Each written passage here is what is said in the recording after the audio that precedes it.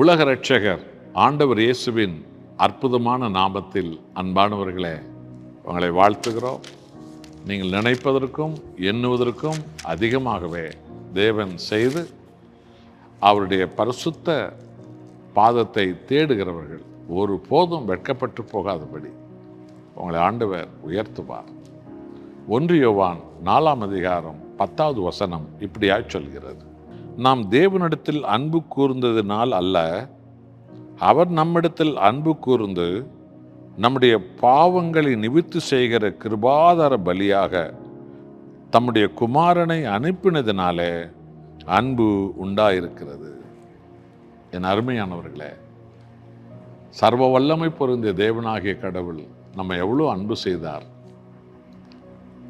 நம் ஆண்டவராக இயேசு கிறிஸ்து நம்ம எவ்வளோ அன்பு செய்தார் என்றால், நாம் துரோகிகளாக இருக்கும்போதே, நாம் பாவிகளாக இருக்கும்போதே, நாம் பாதாள குழியில் இருக்கும்போதே, நாம் சாபத்திலும் துக்கத்திலும் தரித்திரத்திலும் பீடை சனியில் நாம் இருக்கும்போதே அந்த பரலோக தேவன் நம்மை அன்பு கூர்ந்தாராம்.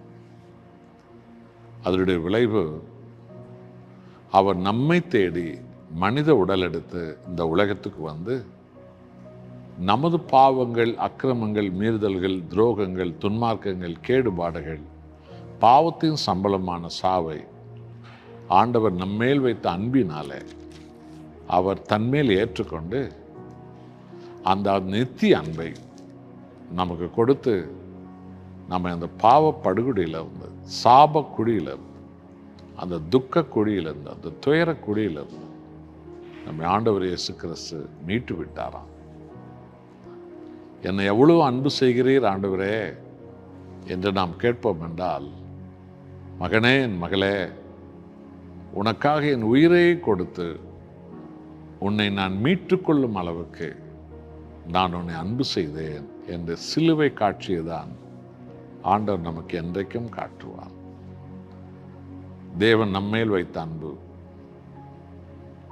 துரோகிகளை மீட்க ஆண்டவராக இயேசு கிறிஸ்து தன் உயிரே நமக்கு கொடுத்தது தான். என் அன்பானவர்களே, இந்த அன்புக்கு ஈடாக உலகில் எதையாகிலும் நாம் சரிப்படுத்த முடியுமா? ஒருபோதும் முடியாது. மற்றவன் உயிரை வாங்குறவங்கள தான் இன்னைக்கு மதங்களில், மார்க்கங்களில், அரசியலில், சமுதாயத்தில், வேலை செய்கிற இடத்துல, ஊர் உலகத்திலெல்லாம் கேட்குறோம். ஆனால் நம்மை உண்டாக்கிய ஒரு தெய்வம், நமது மீட்புக்காக தன் உயிரை கொடுத்த ஒரு தெய்வம், அதான் இயேசுவினுடைய மகிமையான அன்பு, மாறாத அன்பு. என் அன்பானவர்களே, அந்த அன்பின் தெய்வத்துக்கு நாம் என்றென்றைக்கும் ஜீவனுள்ள வரைக்கும் முழு உள்ளத்தோடு அவரை அன்பு செய்து, முழு இதயத்தோடு அவரை அன்பு செய்து, முழு ஆத்மாவோடு அவரை அன்பு செய்து அவரை அன்பு கூறுகிறோம் என்றால், அவருடைய அழியாத கட்டளைகளை, வார்த்தைகளை நாம் அனுதினமும் கடைப்பிடித்து வாழ்வதுதான். ஜெபிப்போமா? அர்ப்பணிப்போம். அன்பின் பரலோக பிதாவே,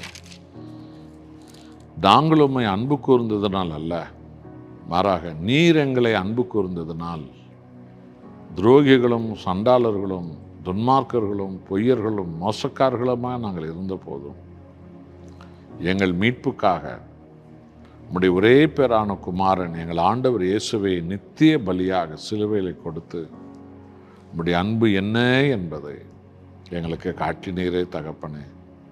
உமக்கு கோடி கோடி ஸ்தோத்திரம். இப்படிப்பட்ட அந்த நீதியின் அன்பு, பரிசுத்த அன்பு, தெய்வத்தின் அன்பு இன்றைக்கு மனித வாழ்வில் வரும்படி, விசுவாசிகள் வாழ்வில் வரும்படி, குடும்ப வாழ்வில் வரும்படி, சகோதர வாழ்வில் வரும்படி, சபைகளிலே வரும்படி அருள் புரியுங்க தேவனே. உமக்கே மகிமை. அன்பின் தெய்வமே, உமது அன்புக்கு எதையுமே நாங்கள் ஈடுபடுத்த முடியாது. இயேசுவையே நித்திய அன்பாய் கொடுத்தீர். எங்களையே உமக்கு தருகிறோம். இயேசு நாமத்தில் பிதாவே, ஆமென்.